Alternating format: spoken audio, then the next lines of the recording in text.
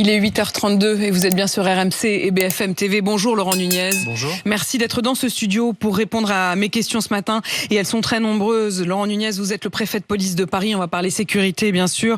Des questions autour notamment de la mort de Philippine, son meurtrier présumé qui refuse son extradition. La question du narcotrafic, bien sûr.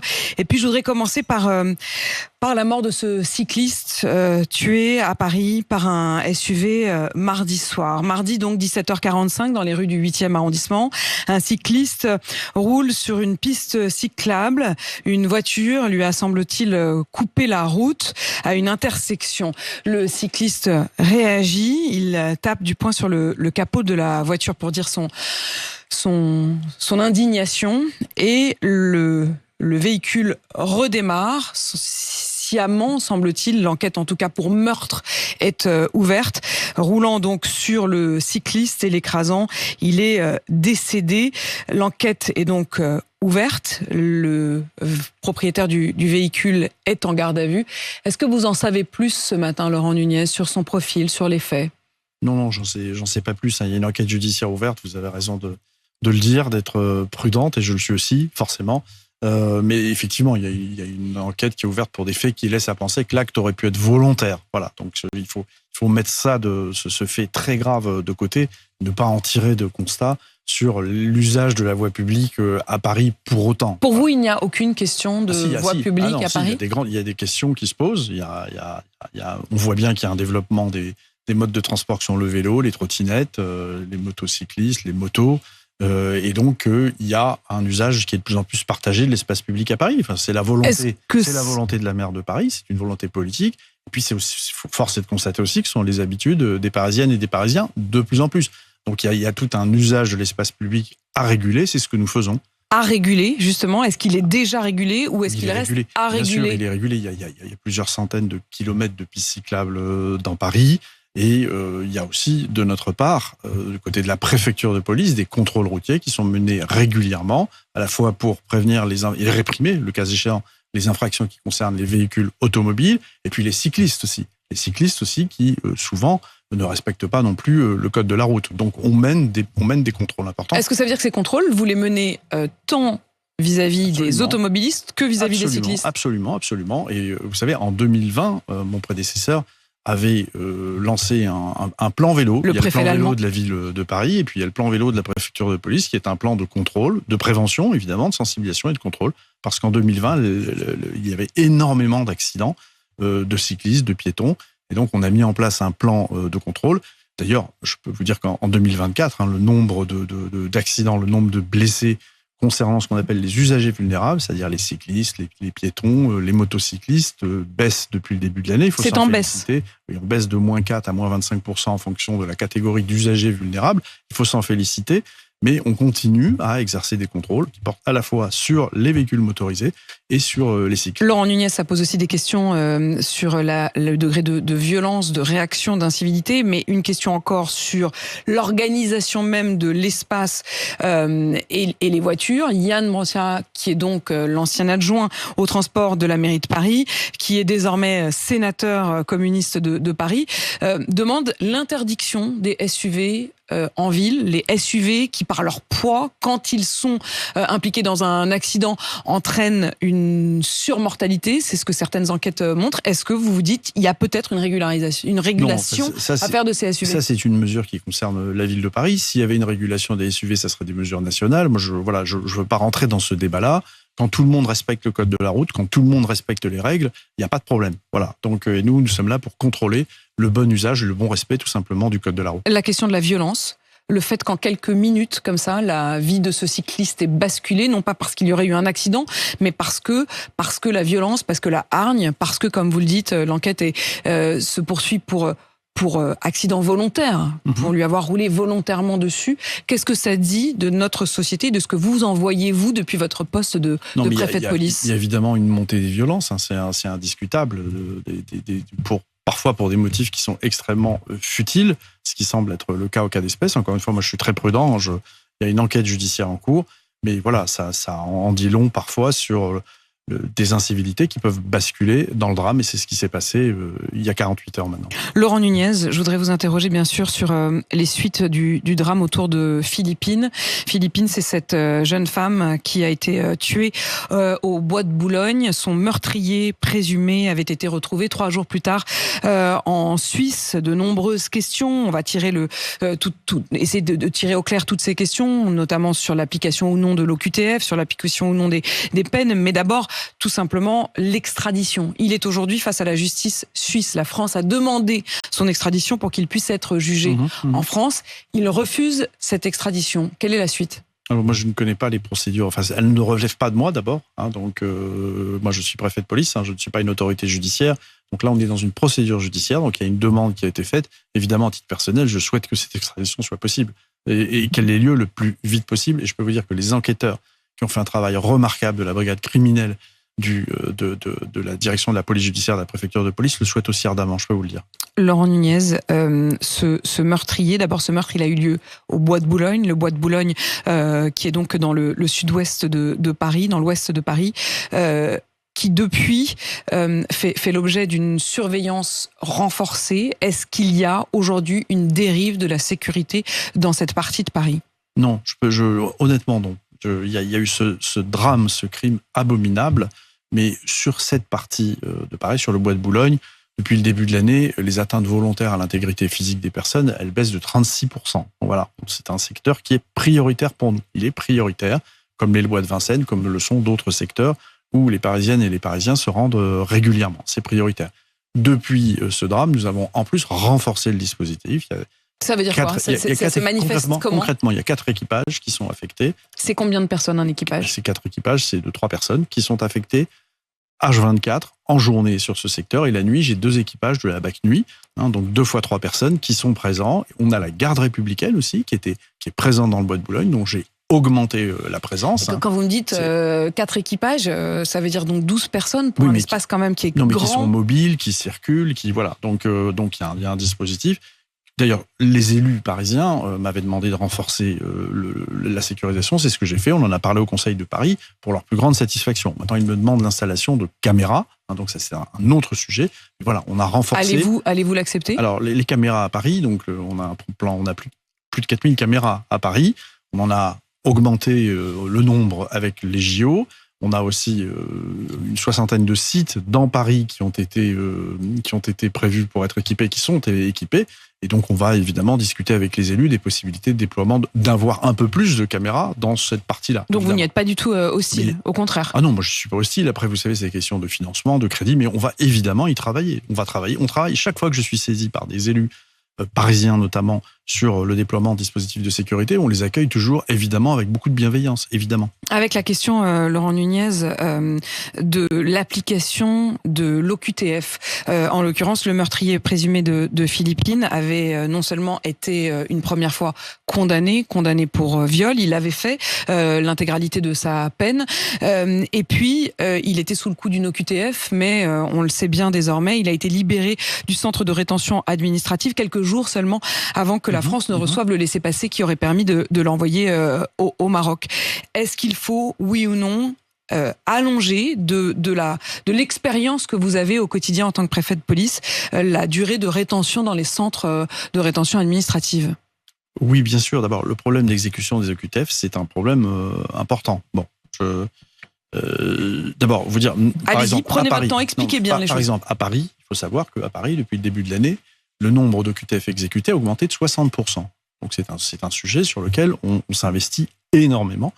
Le précédent ministre de l'Intérieur, Gérald Darmanin, nous le demandait, et il nous demandait de veiller à ce qu'on puisse effectivement exécuter ces OQTF. Ça veut dire quoi ça, Laurent Nunez ? Si on s'arrête un instant là-dessus, quand vous dites 60%, d'abord ça représente combien de personnes, 60% ? 60%, ce sont pour là, au moment où je vous parle, les éloignements, ça a été 700 personnes. 700 personnes ? À la même période l'an passé, on était à 450 personnes qui avaient été éloignées. Donc c'est une progression significative. C'est une progression 60%, c'est significatif. Cela étant, par rapport au nombre de mesures d'éloignement que nous prenons, ça reste insuffisant. On exécute 10%. On exécute sur Paris, on exécute à peu près 10% des OQTF, vous en avez 10 qui sont appliqués. Voilà. Donc c'est quand même une difficulté. Et donc, il faut absolument que l'on poursuive Donc, je parle des éloignements forcés, je parle des éloignements contraints. Vous estimez qu'il y en a quelques-uns qui repartent d'eux-mêmes ? Ah non, mais on ne peut pas éloigner l'ensemble des personnes qui bénéficient d'OQTF pour plusieurs raisons. Il y a plusieurs raisons. Lesquelles ? D'abord, il y a le problème évidemment des places en CRA. Il y a un programme Centre de rétention administrative. Centre de rétention administrative. Il y a un programme qui a été annoncé par le ministre de l'Intérieur Bruno Retailleau, qui était aussi porté par le précédent gouvernement. Et donc, il faut faire des efforts, évidemment, là-dessus. Et puis, on a des problèmes aussi, beaucoup de problèmes, trop de problèmes, pour obtenir des laissez-passer consulaires. C'est-à-dire, il ne faut pas que vos téléspectateurs... On n'envoie pas sans l'accord d'un pays un étranger dans son pays d'origine, dans le pays dont il a la nationalité. Ça n'est pas possible. Il faut obtenir un laissez-passer. Et c'est compliqué avec certains pays, d'où les annonces faites par le ministre de l'Intérieur, Bruno Retailleau, d'avoir des accords bilatéraux avec un certain nombre de pays, mais qui soient des accords bilatéraux qui prévoient une forme de réciprocité, c'est-à-dire éventuellement, quand ces laissez-passer ne sont pas délivrés, d'avoir un certain nombre de sanctions, j'ose le mot, j'ouvre les guillemets, c'est-à-dire moins de visas attribués, peut-être moins d'aide au développement, que ce soit donnant-donnant, des restrictions douanières plus importantes, voilà, que ce soit donnant-donnant. Mais pour nous, c'est extrêmement important, parce que quand on n'obtient pas... besoin de cet outil-là. Quand on n'obtient pas les laissez-passer, concrètement, ça veut dire que les personnes que nous mettons en centre de rétention administrative en vue d'un éloignement, dans l'attente donc de cet éloignement et de cette délivrance du laissez-passer, ils restent en CRA et ils embolisent les places. C'est-à-dire qu'on ne peut plus placer d'autres personnes en CRA. Et c'est quand même une difficulté. Donc, il nous faut fluidifier la gestion des centres de rétention administrative. C'est un appel que vous lancez aussi aux politiques, parce que ça se joue au niveau diplomatique. Non, c'est pas un appel. Je crois que Bruno Retailleau a été très clair. Il a fait des annonces en ce sens, très fortes, qui vont permettre évidemment si on obtient plus d'accords, si on obtient plus de laissez-passer, on va fluidifier le passage dans les centres de rétention administrative. C'est une des clés. C'est pas la seule. C'est pas la seule. Il y en a d'autres. Bon, après, vous savez, actuellement, la politique qui est menée, c'est de plutôt placer en centre de rétention administrative ceux des étrangers en situation irrégulière qui sont frappés d'une obligation de quitter le territoire, qui sont les plus dangereux, parce qu'ils ont commis par le passé. C'est comment on estime la dangerosité ? C'est ce qu'on dit dans le jargon policier, c'est le pédigré, c'est le CV de l'individu, parce qu'il a été connu pour plusieurs faits, des faits graves, et ces personnes-là, nous les plaçons prioritairement en centre de rétention administrative. D'où la mesure qu'a proposée Bruno Retailleau, et vous m'en parliez, donc je réponds à votre question, de l'allongement évidemment de la durée de placement. Donc il faut à la fois fluidifier et allonger la durée. Ça peut paraître paradoxal, mais ça veut dire qu'au moins des individus qui sont dangereux qui sont considérés comme potentiellement dangereux, qui ont commis un certain nombre d'infractions graves, qui puissent rester en CRA plus longtemps que les 90 jours actuels. Plus longtemps ce qui est possible c'est-à-dire que ce soit plus fluide et davantage de places. Aujourd'hui, Laurent Nunez, vous disposez de combien de places en Île-de-France ? Aujourd'hui, donc en Île-de-France, nous avons 550 places pour toute la région Île-de-France. Et vous avez combien d'OQTF ? Et on prend en moyenne, on prend 1 millier d'OQTF. Oui, donc le compte n'y est pas. Non, le compte n'y est pas. Non, pardon, on exécute 1 millier d'OQTF, et on peut aller jusqu'à plusieurs milliers d'OQTF qui sont prises. Donc, effectivement, le compte n'y est pas. Non, mais le compte n'y est pas, mais si on arrive, tout ça c'est sur une année, si on arrive à fluidifier les passages en CRA, il y aura forcément des améliorations significatives. Vous estimez qu'il la faut, vous avez besoin d'avoir les moyens que vous donnerait une nouvelle loi immigration ? Écoutez, les mesures dont on parle pour l'éloignement des étrangers en situation irrégulière, notamment pour ceux qui commettent des délits, tout ce qui facilite l'éloignement de ces étrangers est une bonne chose, et je crois parler au nom de l'ensemble des préfets de France, pour qui c'est un sujet important. Il y a un pilotage très fin que le ministre de l'Intérieur, Bruno Retailleau, nous a demandé d'accentuer. Il y a un pilotage très fin qui est fait, et la possibilité de mieux reconduire dans leur pays des individus en situation régulière qui font l'objet d'OQTF, toutes les mesures sont les bienvenues, et à nous aussi de jouer sur les leviers qui sont en notre possession, en l'état actuel du droit aussi, évidemment. Laurent Nunez, j'ai encore beaucoup de questions à vous poser, vous qui êtes préfet de police de Paris, sur l'état de la menace terroriste, sur le narcotrafic. Une question d'abord aussi sur l'événement, le match France-Israël qui aura lieu le 14 novembre au Stade de France. Est-ce que c'est un événement que vous allez placer sous haute surveillance ? Ah oui, très haute surveillance. Dans le contexte géopolitique actuel, c'est un match à haut risque, évidemment, mais qui se jouera dans des conditions normales. Donc, il en a été ainsi décidé, donc le match aura bien lieu au Stade de France, comme prévu, dans des conditions normales. Et ça veut dire que vous allez devoir renforcer. Il y aura, on en a parlé avec, bien évidemment, le ministre de l'Intérieur, Bruno Retailleau, comme vous l'imaginez. Il y aura un dispositif de sécurité extrêmement renforcé, qui sera de très haut niveau, à la fois, évidemment, pour éviter des troubles à l'extérieur de l'enceinte, donc, et puis pour nous assurer que les personnes rentrent en toute sécurité. Il y aura évidemment des fouilles importantes et puis surtout un gros dispositif de sécurité à l'extérieur et à l'intérieur du stade. Et à l'intérieur du stade. Et ça, voilà. Ça sera vu avec la Fédération française de football. On y travaille avec eux. C'est pas habituel d'être à l'intérieur du stade. C'est pas habituel. On travaille avec la Fédération française de football parce que ce match est un match à haut risque. On intervient à l'intérieur d'un stade quand on est requis par l'organisateur, la Fédération française de football. Mais évidemment que dans le dispositif que je suis en train de préparer et que je présenterai au ministre, évidemment que je me prépare à toutes les hypothèses, dont celle d'avoir à entrer à l'intérieur pour éviter des incidents. Voilà, mais il y aura un très haut niveau de sécurité et tout se passera bien. Quel est l'état de la menace terroriste aujourd'hui, Laurent Nunez ? L'état de la menace terroriste, il reste très élevé, a fortiori dans le contexte géopolitique qu'on connaît, avec des organisations terroristes comme l'État islamique, Al-Qaïda, dont la propagande s'appuie sur ce contexte-là pour inciter un certain nombre d'individus à passer à l'action. Et donc voilà, le contexte fait que la menace terroriste est très élevée, ce qui fait qu'on déploie des dispositifs D'abord, les services de renseignement font un travail formidable. Je veux rappeler que 3 attentats dirigés contre les Jeux Olympiques ont été déjoués. Les services de renseignement font un travail formidable. Et le ministre de l'Intérieur, M. Retailleau, nous demande de déployer aussi des dispositifs de sécurité, notamment sur un certain nombre de sites plus sensibles que d'autres, comme les synagogues, les écoles juives, mais pas que, c'est tous les lieux de grand rassemblement de personnes. Donc on densifie la présence de voies publiques pour assurer une meilleure protection. Et je précise d'ailleurs, Laurent Nunez, qu'aujourd'hui vous êtes préfet de police de Paris, mais que vous avez été aussi coordinateur national du renseignement et de la lutte contre le terrorisme. Laurent Nunez, la question aussi du narcotrafic. Le nouveau ministre de l'Intérieur a dit en faire une priorité sur tout le territoire français, mais on sait que la région Île-de-France et la région de Marseille sont 2 régions particulièrement touchées. Pendant longtemps, et je me souviens vous avoir plusieurs fois reçu sur cette question-là, le crack à Paris faisait la une. Aujourd'hui, il y a tant de une à faire qu'on ne fait pas forcément celle-là, mais je voudrais quand même faire un point avec vous aujourd'hui là-dessus. Où est-ce qu'on en est du crack à Paris ? Alors le crack à Paris, je vous parlerai du trafic de stupes d'une manière générale. Le crack, c'est un produit qui est un dérivé de la cocaïne, qui s'était beaucoup implanté dans le nord-est parisien, qui est toujours présent dans le nord-est parisien, même si on a démantelé le fameux campement de Forceval en 2022. Donc on continue à lutter contre surtout les trafiquants. Donc on interpelle plusieurs centaines de trafiquants chaque année. Ce chiffre ne cesse d'augmenter. Trafiquants de crack.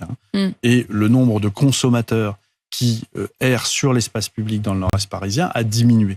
Maintenant, il subsiste quelques dizaines de consommateurs qui cherchent des produits, quelques dizaines de consommateurs, mais qui créent énormément de nuisances. Ce sont des personnes qui sont malades, les personnes qui sont addictes au crack sont en grande détresse. Et j'ai envie de vous dire, c'est évidemment, les policiers restent très mobilisés sur ce sujet. Il n'y a plus de plan de Forceval, on interpelle les trafiquants. Mais voilà, c'est un problème maintenant de santé publique. Nous, on continue à être évidemment très présents parce que ces consommateurs créent des nuisances pour les riverains. On ne lâchera pas les riverains, on continue à être présent sur le terrain.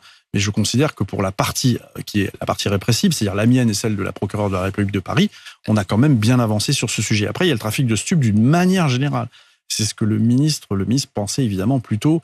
Le trafic de crack, ce sont des micro-trafics. Très pénalisants pour les gens, mais ce sont des micro-trafics. Là, le ministre vise le narcotrafic, c'est-à-dire le trafic de masse. Alors, en matière de stupes, on a d'excellents résultats. Il faut aussi le dire. On a lancé des dispositifs PlaceNet, que nous avait demandé de lancer Gérald Darmanin.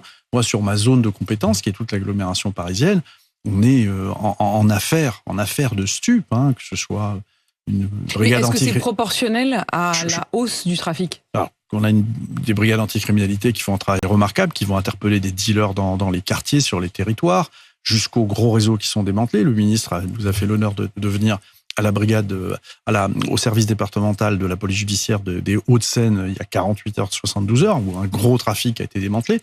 Au total, moi, depuis le début de l'année, on a eu 50 000 affaires de stupes. 50 000 affaires, donc c'est plus 7%. Les mis en cause, on en a eu 44 000, c'est plus 14,5%. N'empêche que le trafic continue de gangréner la vie des gens.